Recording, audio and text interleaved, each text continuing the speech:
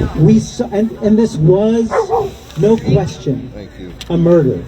There is no question that this was an unjustified use of deadly force. I say this from the vantage point of being a former federal prosecutor, of being Cleveland's law director, of being Cleveland's chief prosecutor at a time when I myself had to analyze 23 police shootings in the course of my work.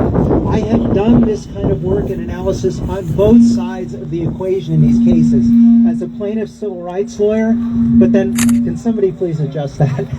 As a plaintiff civil rights lawyer, but then also as somebody who's had to look at it from a law enforcement perspective. And what I can tell you is, if you look at the frame-by-frame analysis that we now have of what occurred here, and you can find that analysis at the NewYorkTimes.com website. We're going to try to put it up by the end of today on the Chandra Law Facebook page and the LinkedIn page as a gift link. So if you're not a paid subscriber, you should be able to look at it, I hope.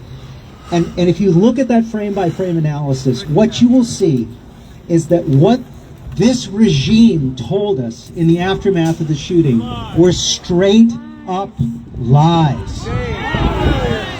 They were straight up lies. And how can I say that so boldly? Well, remember the words of George Orwell from 1984. And in 1984, that anti-utopian dystopian novel, Orwell predicted it well when he said, they told you to ignore the evidence of your eyes and ears. That was the party's final, most essential command. So don't disbelieve what your own eyes are showing you. And this is what your eyes will show you, is that this poor woman who was simply engaged in her civic activism duties as an American, that what she was doing was trying to move her vehicle out of the way. And you will see that the claim that somehow she was trying to ram the police officer, utterly false. The claim that somehow the officers were trapped in snow and this was chaos, it was nonsense. You will see it with your own eyes. Believe your eyes and ears. And in the frame-by-frame analysis, what you will see is that the officer had actually moved out of the way of the car, fired the first shot, and then the second two shots are clearly and unambiguously through the side of the vehicle. This was an unauthorized, unlawful killing. It was also contrary to the federal government's own written policy that says officers should not put themselves in harm's way or in danger in front of a vehicle, and they should not use that as a justification for the use of deadly force where avoidable. Now, you've seen announcements of the administration, oh, this was not because of the reckless hiring of the administration to fill the ICE positions and put untrained people out there. This was a highly trained officer. You know, that makes the analysis even worse. This was a firearms trainer. This was somebody who knew better. This is somebody who knew not to kill an unarmed civilian in that situation. This is somebody who knew this shooting was objectively unreasonable, it was subjectively unreasonable, it was unconscionable, and it was unacceptable in the United States of America. So what I ask all of you to do is don't forget, let's never forget, as much as it breaks our hearts, as much as we are mourning, let us never forget Renee Nicole Good. And let us remember one other thing, and that is that what we must do is hold law enforcement accountable to the extent we have any law enforcement left. And we seem to barely have law enforcement left at the federal level, but certainly also at the state level in Minnesota. We must insist that this officer be prosecuted. Now, here's how it will work. If Minnesota does what it's supposed to do, and state and local officials launch criminal charges, then the officer, the federal agent, has the opportunity by federal statute to try to remove that case to federal court. But that doesn't mean that the compromised Department of Justice, my alma mater, it breaks my heart This does not mean that the compromised Department of Justice run by this charlatan Bondi, it does not mean she takes over the case. It does not. If you've been hearing that, that is false. No. Instead, the state prosecutors now have the opportunity to proceed with their case in federal court in front of a federal judge. Now, the officer or the agent will have the opportunity to claim immunity, a kind of limited immunity, okay? But that's conditional on, first of all, the use of force being authorized by law, and second, that it was necessary under the circumstances. This was unnecessary, ladies and gentlemen. This was unnecessary. So I believe that if the process works the way it should, if criminal charges are filed by state officials as they should, as they must, and if this proceeds in front of a fair-minded federal judge, if that happens, then there should be no immunity. And I hate to say it, but Vice President of the regime, J.D. Vance, who I'm ashamed to say earned a law degree somehow from my alma mater. This guy claimed absolute immunity exists for federal officials, and that is categorically false. That is not true under federal law. So, assembled mourners, please understand that we have an opportunity for justice in this matter. We must never give up. And here's the other thing. It was a homicide, and the statute of limitations will not run soon. So even if this regime tries to block a fair-minded investigation, even if this regime tries to block a prosecution, Donald Trump has no ability to issue the kind of unconscionable pardons to those violent cretins from January 6th. He has no ability to do that for a state prosecution. There will and there must be justice. It may be justice delayed, but it will not ultimately and should not ultimately be justice denied. You're here. So make sure that Renee Nicole Good's face remains on our minds, that her family remains on our minds, that the community of activists who are standing up in Minnesota and the mayor who's saying, get the fuck out, ICE, make sure that they remain in our hearts, that they remain in our minds, and that we keep all of these victims of unconscionable and improper use of federal so-called authority that doesn't exist, that we keep all of them close to our hearts, because we will see a change if we all keep this in mind, and if we all fight and we all communicate with people and show them the frame by frame. You know, this is the same crowd that told us that they somehow are afraid of an overreaching federal government. Where are they now? Where are they now, the so-called Tea Party liars, right? Like, oh, we're afraid of the federal government. You better be afraid now when you see somebody trying to exercise absolute power the way Donald Trump and his regime are.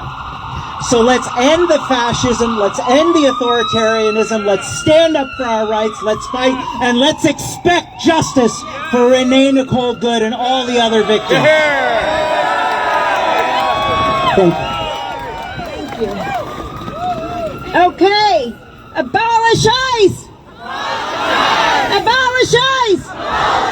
Abolish ICE! Abolish ICE! Christy Noem must resign! Christy Noem must resign! Christy Noem must resign! Christy Noem must resign! Justice for Renee! Justice for Renee! Justice for Renee! Justice for Renee! So now we, as we all are gathered here and we think about having the courage to stand up, not only do we need activists like yourselves or good people who care to stand up, we need elected officials to speak out. We are tired of our two senators who say nothing, do nothing. We are tired of our electeds who say nothing because they don't want to risk their own political positions. It is when we have somebody who is willing to stand up and say what's right and speak out no matter what, to do the right thing, that we are so grateful. And with that, I want to introduce someone who has never been afraid to stand up and say the right thing is our own minority leader, Senator Nikki Antonio. Jean's there. We need her. All right. You know, I got short legs. I can keep going. I just get No, I some just away. need just one word. Just Sorry, I'm trying to get out of your way. I'm good, thank you. All right, wait, don't go far, Jean. Jean, stay here. Stay here. There we go. All right. It takes a village. I'm already successful. I get up on the bench. You all are so beautiful. I have to tell you, I wish you had the view that I have right now. Because what I see is courage. What I see is determination. What I see, and now you can hear me, thank you. What I see are people who love this country. We the people will never be divided. It is important right now more than ever. And I appreciate Cindy saying that it's important for our electeds to stand up, to speak up, and to push back. I gotta take my gloves off, you know, I gotta talk with my hands. To stand up in the face of fascism. To crush ICE.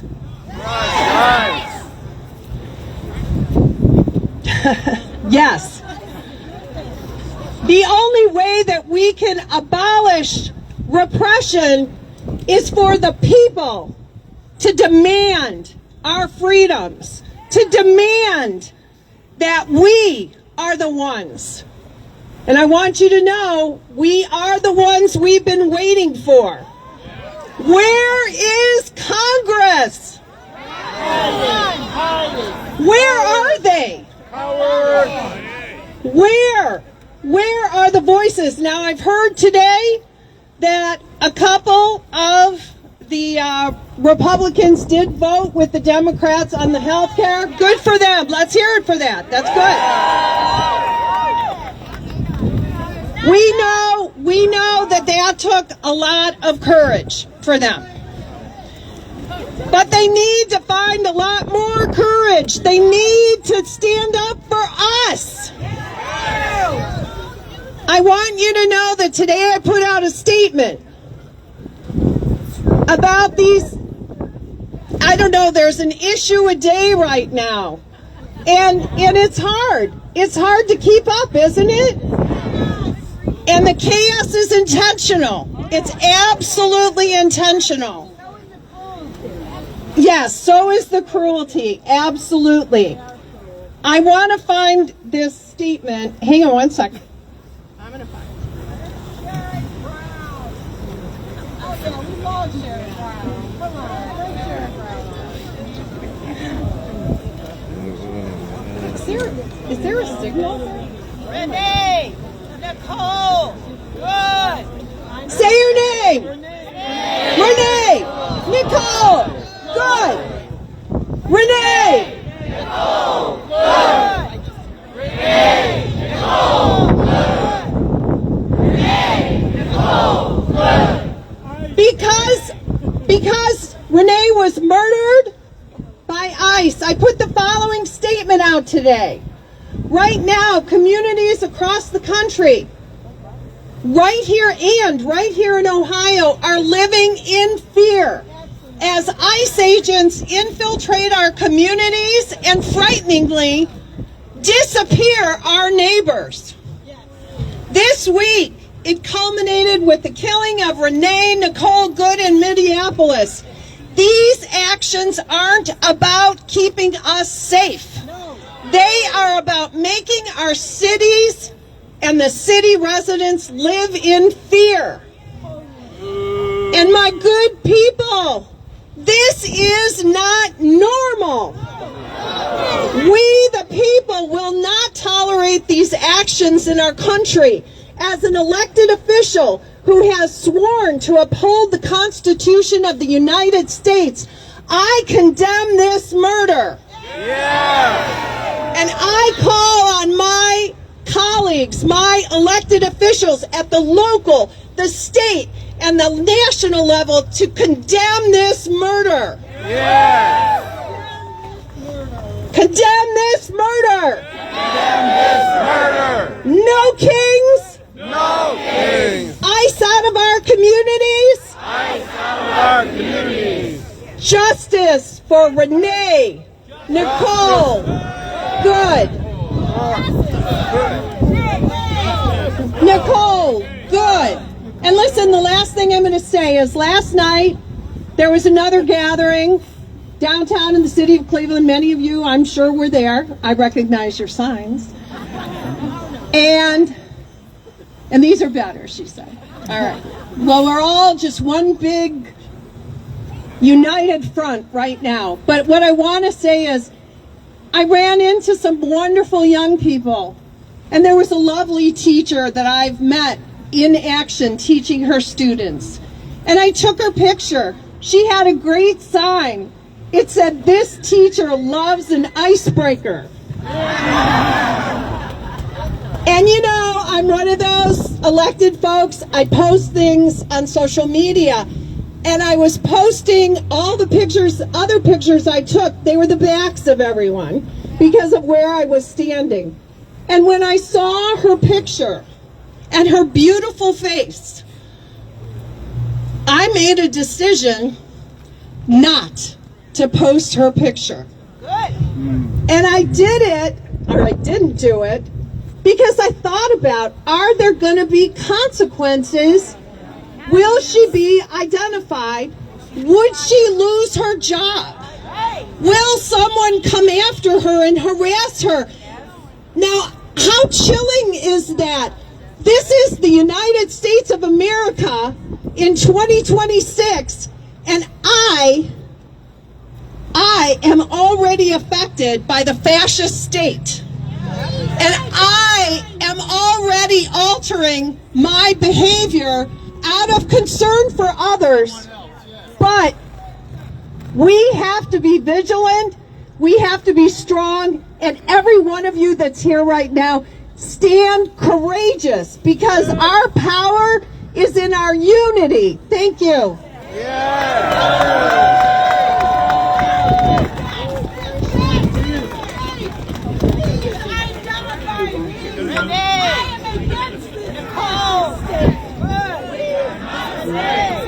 We are not afraid.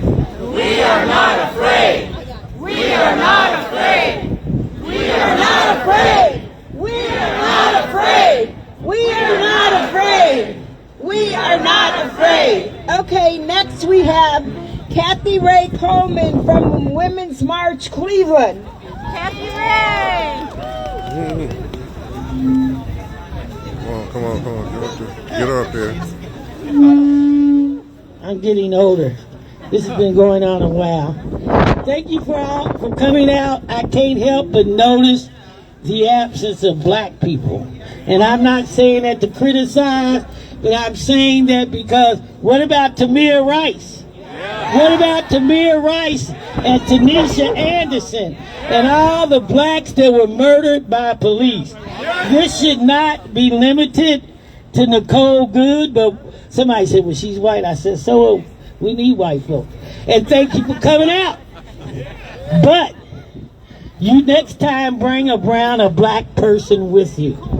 Now, we will be out here on March 8th at 2 o'clock, and by that time, I'm sure President Trump would have done something to make us angry again. But he's a fool, and so is J.D. Vance. And we want him out. Now, you got all this media here. Trump, repeat after me. Trump must go.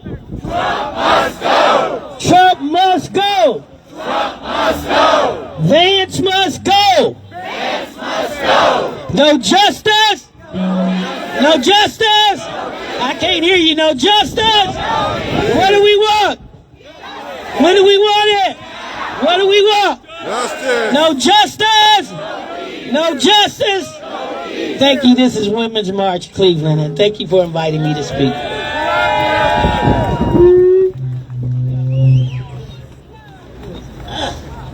Thank you.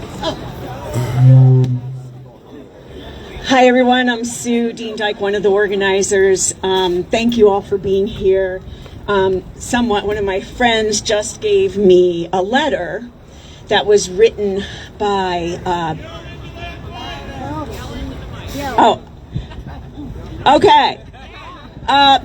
a friend of mine just gave me a letter, so I haven't read the full thing yet, but it's a letter from Becca Good, Renee's wife, and she shared the following statement with NPR News. Can you still hear me, guys? Okay, all right, just making sure. You can make me, just tell me if it's not working.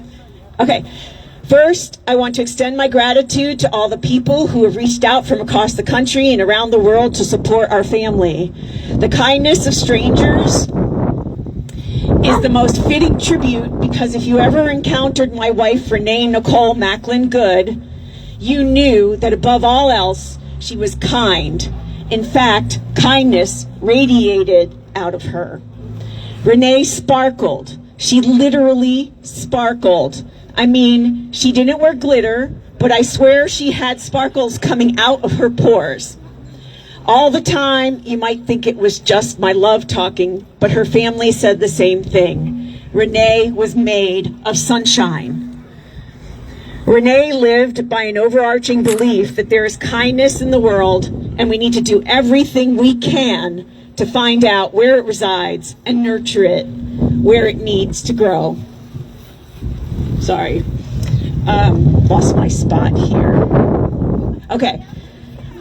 Renee was a Christian who knew that all religions teach the same essential truth. We are here to love each other, care for each other, and keep each other safe and whole. Like people have done across place and time, we moved to make a better life. For ourselves, we chose Minnesota to make our home. Our whole extended road trip here, we held hands in the car while our son drew all over the windows to pass the time and the miles. I had stickers on my windows, just saying. What we found when we got here was a vibrant and welcoming community. We made friends and spread joy. Bye to my hat. We were raising our son to believe that no matter where you come from or what you look like, all of us deserve compassion and kindness. Renee lived this belief every day. She's pure love, she is pure joy, she is pure sunshine. On Wednesday, January 7th, we stopped to support our neighbors. We had whistles, they had guns. Renee leaves behind 3 extraordinary children. The youngest is just 6 years old and already lost his father.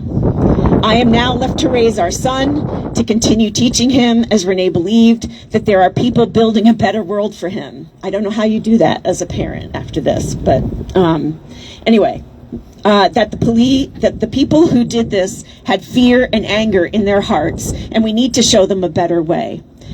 We thank you for the privacy you are granting our family. We honor her memory by living her values, rejecting hate and choosing compassion, turning away from fear. Sorry, guys. All right. I don't know how much is left. Let me just make sure it's not like a whole, 3 more paragraphs. Oh, it's just a sentence. Okay, good. Refusing division and knowing we must come together to build a world where we all come home safe and the people we love. And that's it. But just think of what, after this happens, her ability to just say this with love. That would not be what I'd be focusing on. But anyway, again, I just wanted to thank you for listening. And I believe, well, give us a minute. We'll march soon. Okay, thank you. So next we have, how many of you know who Amanda Gorman is? Yes. So Amanda Gorman wrote a really beautiful poem about Renee Nicole Good that really captures the feeling, and Sabode's going to read it for us. For those who don't know, Amanda Gorman is former poet laureate of the United States. They say she is no more, that there her absence roars, blood blown like a rose, iced wheels flinched and froze. Now, bare riot of candles, dark fury of flowers, pure howling of hymns. If for us she arose, somewhere in the pitched deep of our grief crouches our power. The howl where we begin, straining upon the edge of the crooked crater of the worst of what we've been. Change is only possible and all the greater when the labor and bitter anger of our neighbors is moved by the love and better angels of our nature. What they call death and void, we know is breath and voice. In the end, gorgeously endures our enormity. You could believe departed to be the dawn, when the blank night has so long stood. But our bright fled angels will never be fully gone when they forever are so fiercely good.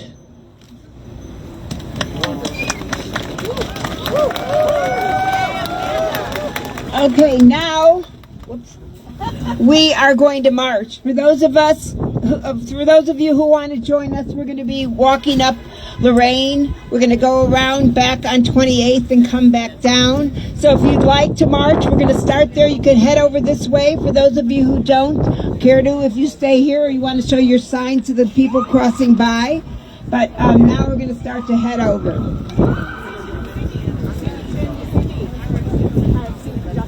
Oh, they're singing now? Okay. Oh, okay, where are they? Right here. Okay. Oh, wait. Well, you can walk, but we have something special. Sing for Justice is going to sing for us. And you're going to learn a song. All right, I'm going to teach you a song. The one I want to teach I want to teach you a 300 Yeah. Okay.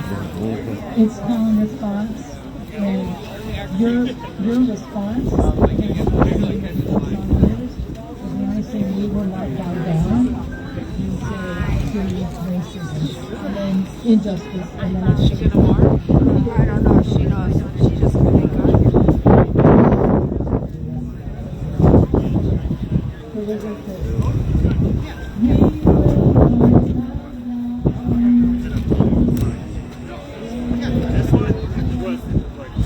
Alright, I'm sorry.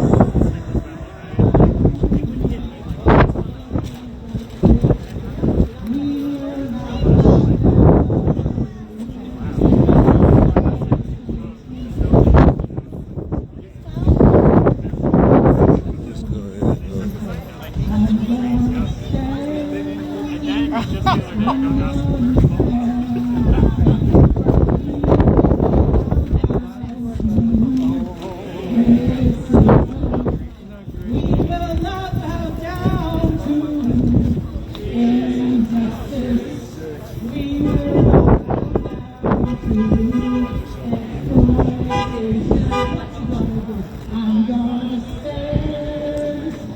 I'm gonna stand. We will not obey racism. We will not obey injustice. We will not obey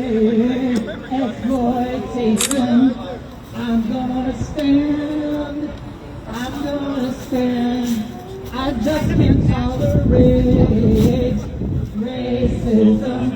Just can't tolerate injustice. I just can't tolerate exploitation. I'm gonna stand. I'm gonna stand. So we can microphone, right? Oh, this.